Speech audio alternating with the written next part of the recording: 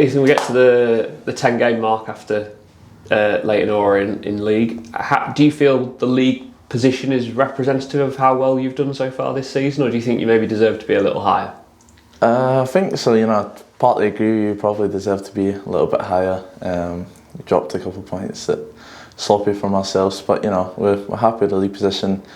Obviously, tough game away tomorrow that we're looking forward to. Hopefully, pick up more points. But we've kept up a good home record in the league, and hopefully, we can take that into more away games and climb up the table. Yeah, October's quite a busy month with the fixtures that are coming up with the trophy, and obviously league fixtures rearranged as well. Is that something you relish as a player?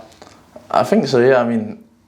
Personally, I like playing every single minute of every game. I don't know how other people feel, but certainly as a young player, don't think that I'm fazed by the amount of games that come your way, and I quite enjoy. It's a bit different to Scotland, but I quite enjoy playing Saturday, Tuesday, Saturday. So, if I'm called upon to do it, I'll be ready to do it, yeah. And yourself and Ethan Hamilton have nailed down those two positions at the moment. How's that relationship forming? Yeah, it's good. We're obviously both left-footed, both Scottish. We've got a bit in common.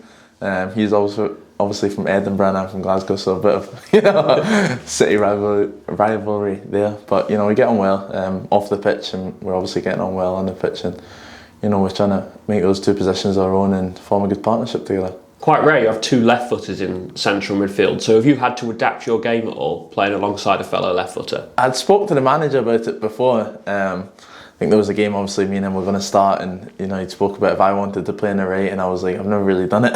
And then he sort of spoke to Ethan and said if he'd done it, and we both decided that him cutting off the right onto his left to have more shots, so he has more shots than me, probably suits him better. So we stuck to the same, and I just stayed on the usual left side, and he went on the right. But yeah, loads of teams have two right footers, so it's not too different. But as you said, you don't see it very often. No, and for yourself, your form, feeling good about how you're playing? Yeah, feeling good. I think I've started the season well. Been pretty consistent this season. Chipped in for a goal and 1 assist. So hopefully get more numbers on the board like that. But all in all, solid start to the season, yeah. Yeah, it's quite a strange thing when you look at, Hakeeb's yet to score, Ben House hasn't scored, Tyler Walker hasn't scored, but everybody else seems to be chipping in. How important has that been, the fact that you've had goal scorers everywhere? Yeah, I think the managers, he's came out and said that as well. It's important, because last year we maybe didn't have that since I came in. Certainly this year, we've had loads of different scores, obviously last getting the 2 at the weekend. So, we're getting goals around the park, which is important for team success. We've obviously got the 2 lads up top injured just now, Ben and Tyler, and I'm sure there'll be major goal threats when they come back. So the fact that we're sharing them out and then we still got them to come back can only be a positive. And obviously before Paulie came back, you had your captain's armband, you had that spell. What was that like as a player, to have been here not that long and to get given that opportunity and that chance? Yeah, I think it was a massive achievement for me. I was really happy to be fair. Obviously it was against Sheffield United as well. Luckily we obviously got to the penalties and Big Lucas saved us in the shootout. So it was a top night for me, to be honest. Probably one of up there with the best in my footballing career so far, and hopefully there's many more nights like that to come. I hope I don't kill this podcast, by the way. When it eventually came about that Lincoln had an interest in me, I remember ringing my agent going, "You're not going to believe who's rang me." I was thinking I could get battered here. Rightly so, by the way. We were just being beat 4-0 by our rivals. And we went over, and honestly, the hair stood on the back of my neck. One of the big sells to players coming here is the fans. If you keep changing your manager or whoever it is every 5 minutes, well, how do you know if it works? You've not given it time. You don't watch a movie and after 20 minutes go, "This is rubbish."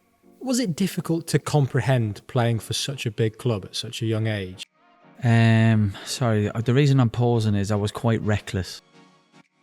And I just said to Mike, "I can't go to the World Cup." And he's like, "Why?" I said, I'm struggling. I'm really, really struggling. And I basically just burst into tears, and he gave me the biggest hug in the world. I think a lot of people probably see my career, if I'm being honest, as probably underachieving. May 2022, you are named as head coach of this club. Has it been everything you'd hoped? Everything you wanted? It's amazing. Played football for 20 years, but for me, this is another level.